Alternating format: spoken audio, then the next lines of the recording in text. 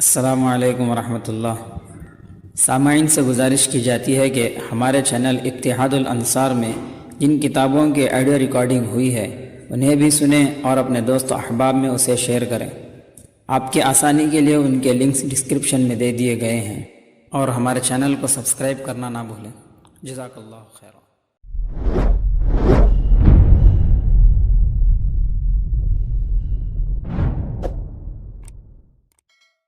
بسم اللہ الرحمن الرحیم۔ دجال جلد سوم، بلیک واٹر سے آرٹیفیشل واٹر تک۔ دجالی ریاست کے قیام کے لیے فطری قوتوں کو مسخر کرنے کی ابلیسی کوششیں۔ فارسی کا مشہور شعر ہے، خاموشی معنی دارت کے در گفتن نمی آید، یعنی خاموشی کی بھی ایک زبان ہوتی ہے جو بولتی زبانوں سے زیادہ معنی خیز اور اثر انگیز ہوتی ہے۔ حضرت مجدد الفسانی رحمۃ اللہ علیہ اپنے مریدین اور رؤساء و امراء کی بھری محفلوں میں خاموش بیٹھے رہا کرتے تھے۔ کسی نے پوچھا، حضرت آپ بولتے نہیں کہ حاضرین کو فائدہ ہو؟ فرمایا، جس نے ہماری خاموشی سے کچھ نہ سمجھا وہ ہمارے بولنے سے بھی کچھ نہ سمجھے گا۔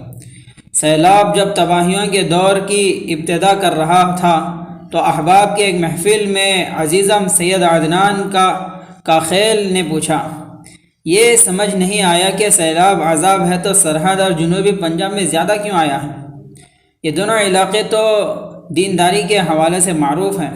کچھ دوستوں نے اس عاجز کی طرف دیکھا کہ کچھ بولے گا۔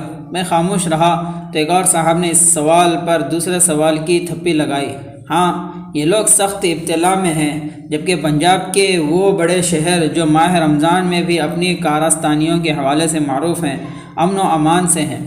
اب بولنا کچھ ضروری ہو گیا تھا، لیکن یہ عاجز فقط اتنا کہہ کر خاموش رہا، اللہ تعالیٰ سب کو اپنے امن و امان میں رکھے۔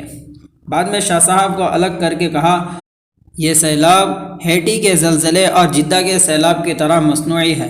ان علاقوں کے بعد یہ آہستہ آہستہ اور آگے بڑھے گا، پھر ستم گرنا مہرباں خیر خواہ مہربانوں کے روپ میں نازل ہونا شروع ہو جائے گا۔ عقل مند کے لیے اشارہ کافی ہوتا ہے۔ شاہ صاحب نے شاید دجال جلد اول کا متعلقہ حصہ پڑھ رکھا تھا، پھر انہیں اس عاجز کے مختصر طرز گفتگو سے آگاہی بھی کی تھی۔ مزید کچھ نہ پوچھا، البتہ استفسار بھری نظروں سے میرے طرف دیکھا تو میں نے یہ کہہ کر گفتگو ختم کر دی، عن قریب نیٹ پر اور پھر اخباروں میں یہ بات آنی شروع ہو جائے گی، لیکن حسب معمول نظر انداز کر دی جائے گی۔ اس واقعے کو تقریباً 2 ہفتے ہو گئے ہیں۔ اس عرصے میں ہم اہل وطن کے دکھ در سمیٹنے اور مقدور بھر خدمت میں مصروف رہے، اور بوجہ مختلف ناموں سے ہمارے مضامین چھپتے رہے۔ انتظار تھا کہیں سے جمود ٹوٹے تو ہم کچھ بولیں، ورنہ فقیروں کی کون سنتا ہے۔ حتیٰ کہ وہ خبر الجمعہ کے دن قومی اخبارات کے پہلے صفحے پر آ گئی ہے، جس کی طرف بندہ آج سے 3 سال پہلے جلد اول میں قدرتی وسائل پر دجالی قوتوں کے قبضے کے طریق کار اور اس کے نتائج کے عنوان سے تفصیل سے لکھ چکا تھا۔ خبر کا عکس آپ مضمون کے ساتھ دیکھ رہے ہیں۔ پہلے جلد اول کے 2 پیراگراف پڑھ لیجئے، پھر اس خبر کا متن دیکھ لیجئے۔ موازنہ اور نتائج کا اخذ آپ کا کام ہے، جبکہ حل اور لائحہ عمل متذکرہ کتاب کے علاوہ کئی مرتبہ بیان کیا جا چکا ہے۔ دجال جلد اول صفحہ نمبر 261 پر عرض کیا تھا، امریکی سائنسدانوں نے ایک ادارہ قائم کیا ہے جو موسموں میں تبدیلی سے براہ راست تعلق رکھتا ہے۔ یہ ادارہ نہ صرف موسموں میں تغیر کا ذمہ دار ہے بلکہ کرۂ ارض میں زلزلوں اور طوفانوں کے اضافے کا بھی ذمہ دار ہے۔ اس پروجیکٹ کا نام ہارپ یعنی high frequency active auroral research project ہے۔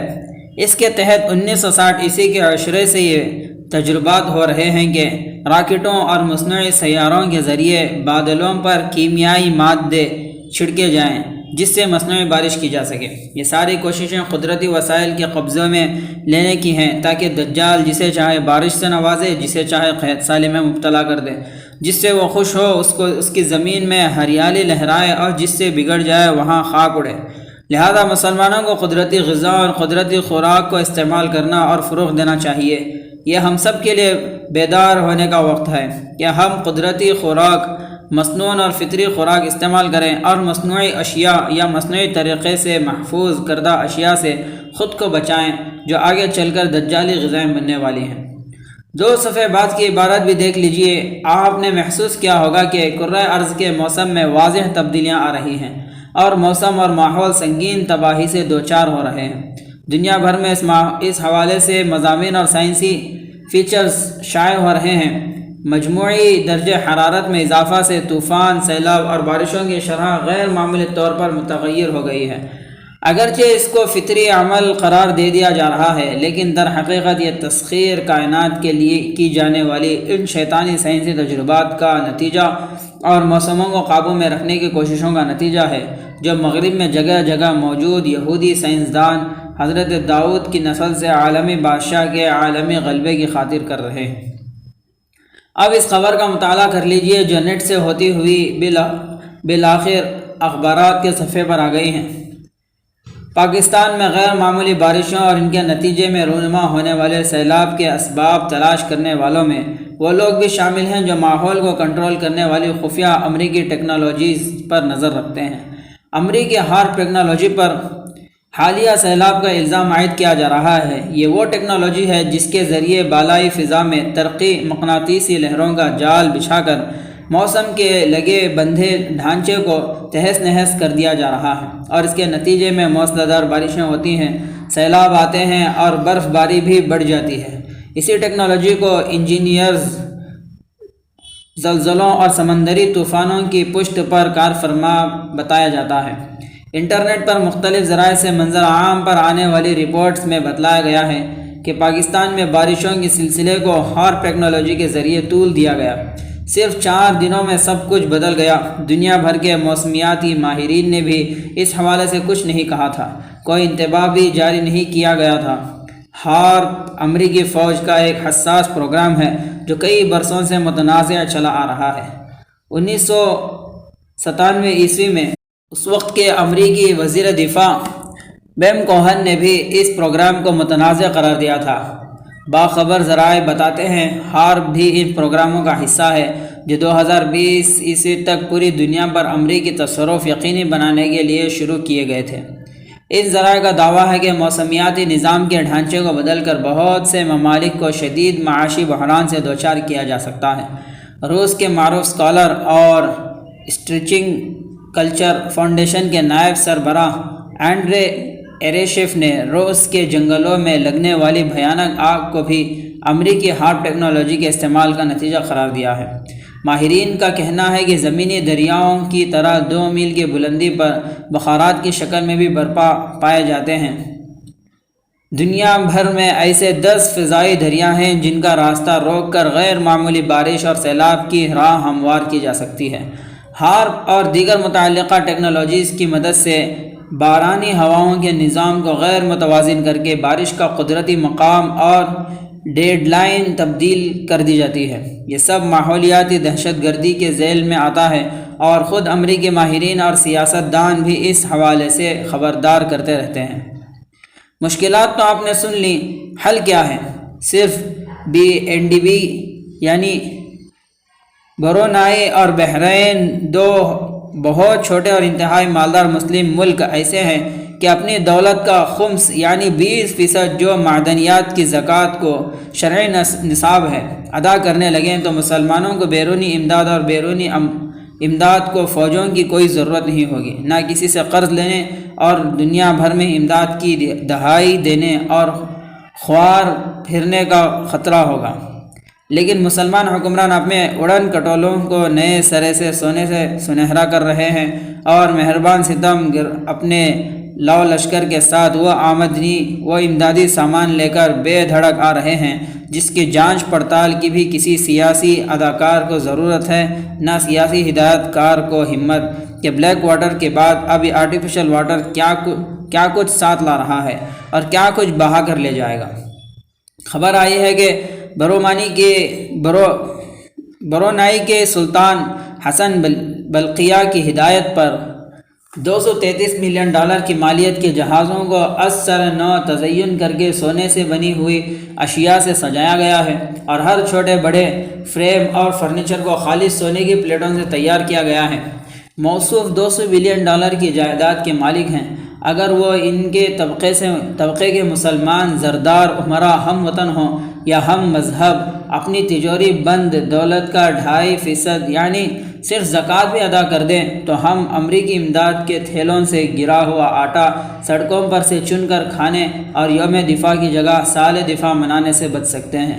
لیکن ہم تو پہلے سے موجود شہبازوں کو بچانے کے لیے جمال شاہوں کو ڈبونے سے بھی دریغ نہیں کر رہے۔ مردوں کی قبروں پر چراغ جلائے رکھنے کے لیے پرندوں کے گھروں میں اندھیرا کیا جا رہا ہے۔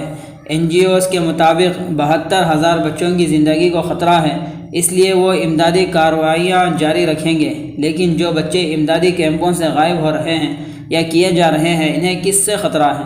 اس کا کوئی ذکر نہیں۔ زرداروں کو زرگیری سے فرصت ملنے تک زردار رازدار رازوں کے راز تک ہی نہ پہنچ جائیں۔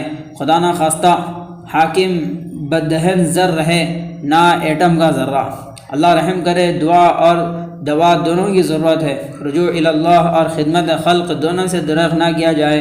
ہمیں اپنے کام میں لگا رہنا چاہیے۔ زمین والے جو کچھ منصوبے بنائیں، آسمان والے کی بادشاہی آسمانوں اور زمینوں پر قائم و دائم ہے، اور اس کی تدبیر سب تدبیروں کرنے والوں کی تدبیر سے بہتر ہے۔ مصنوعی سیلاب والا مضمون سن کر سامعین کے دلچسپ متنوع اور مختلف تاثرات موصول ہوئے۔ آج کی مجلس میں آپ کو ان تاثرات میں شریک کرنا چاہوں گا۔ عقیدہ اور عقیدت۔ بعض ٹیڑھ قسم کے دیندار احباب کا کہنا تھا یہ تو اللہ کے کاموں میں مداخلت ہے، اس کا اختیار کسی کو کیسے حاصل ہو سکتا ہے؟ ان حضرات کی توجہ ان حدیث کی طرف نہیں گئی جن میں دجال کو دی گئی ان غیر معمولی شعبدہ نما صلاحیتوں کا ذکر ہے جو اس سے بھی آگے کی چیز ہیں، اور جن کی بنا پر وہ اپنی جھوٹی خدائی کا دعویٰ کرے گا۔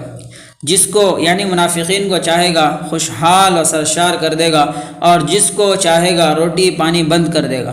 اس کے ساتھ خوراک کے ذخیرے بھی ہوں گے اور جنت نما باغ بھی۔ قدرتی وسائل پر بھی اس نے قبضہ کر رکھا ہوگا، اور انسانی زندگیوں سے کھیلنے پر بھی قدرت حاصل کر رکھی ہوگی۔ دجال کو رہنے دیں۔ مغرب جہاں دجالی تہذیب جنم لے کر فروغ پا رہی ہے وہاں دیکھ لیں۔ بھیڑ سے شروع ہونے والا کلوننگ کا سلسلہ گائے، اونٹنی اور انسانوں تک جا پہنچا ہے، تو کیا اسے خدای اختیارات کا حصول کہیں گے؟ نہیں، ہرگز نہیں۔ یہ تو اللہ تعالیٰ کی کمال قدرت اور کمال تخلیق کا ایک اور ثبوت ہے۔ رب تعالیٰ نے نہ صرف یہ کہ انسان اور دیگر جانداروں کو پیدا کیا، بلکہ انسان کے جسم میں ایسے ہزاروں خلیے پیدا کر دیے جن سے ہر انسان جیسے ہزاروں انسان بن سکتے ہیں۔ کلوننگ کے ذریعے سائنسدانوں نے از خود کوئی چیز تخلیق نہیں کی۔ خدا کی تخلیق کردہ مخلوق کے اندر پہلے سے موجود ایک پوشیدہ چیز کو ظاہر کر کے اللہ رب العزت کی قدرت کا ایک اور مظہر دنیا کے سامنے لایا ہے۔ اسی احسن الخالقین کی شان خلاقیت کا ایک اور پہلو دنیا کے سامنے آشکارا ہوا ہے۔ نہ یہ کہ ہگنے موتنے اور لیبارٹریوں میں پیشاب پاخانہ کا تجزیہ کر کے پیسہ کمانے والے سائنسدان معاذ اللہ خدائی میں شریک ہو گئے ہیں۔ بالکل اسی طرح اگر آسمان پر موجود بادلوں کا یا زمین پر پہلے سے جمی برف پر مقناطیسی شعاعیں ڈال کر انہیں پگھلا دیا جائے، اور پانی کی ایک بڑی مقدار جسے اللہ تعالیٰ نے پہلے سے تخلیق کر رکھا ہے اس کو ایک دم انسانی آبادیوں میں چھوڑ دیا جائے، تو اس دجالی حرکت میں خدائی صفت کہاں سے آ گئی؟ یہ تو بے گناہ اور سادہ لوح انسانیت کو کرب اور اذیت میں مبتلا کرنے والی شیطانی حرکت ہوئی جو دجالی قوتوں کی ان کاوشوں کا حصہ ہے، جس کے مطابق وہ اپنی جھوٹی خدائی کی راہ ہموار کر رہے ہیں۔ ان کی اس انسانیت سوز حرکت سے نہ عقیدے کے اعتبار سے کسی وہم میں پڑنا چاہیے، نہ اسے خلاف حقیقت یا خلاف عقیدت قرار دے کر نظر انداز کرنا چاہیے۔ بعض لوگوں کا کہنا تھا اس سے خوف و ہراس پھیلے گا۔ اب آپ ہی بتائیے، دشمن کے آنے کی خبر دینے سے جو خوف پھیلتا ہے اس سے تو مزاحمت کی امید پیدا ہوتی ہے۔ اگر دشمن سے مطمئن ہو لیا جائے تو اس بے جا خوش فہمی اور شکست میں فاصلہ ہی کتنا ہی رہ جاتا ہے۔ اور دجال تو ایسا فتنہ ہے کہ تمام انبیاء کرام نے حضرت نوح علیہ السلام سے لے کر خاتم النبیین صلی اللہ علیہ وسلم تک تمام انبیاء کرام نے اس سے ڈرایا ہے۔ کیا نبوی فرائض یا معمولات میں خرابی کا اندیشہ ہو سکتا ہے؟